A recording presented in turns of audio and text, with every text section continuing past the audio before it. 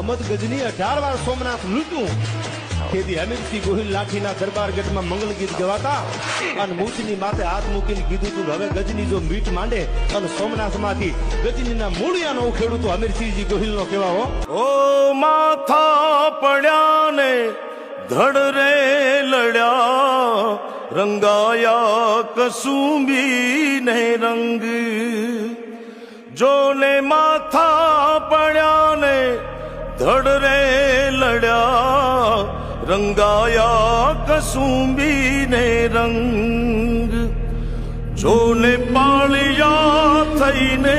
પૂજાયા કેસરીએ રંગાયા કસુંબી ને રંગ હો રાજ મને લાગ્યો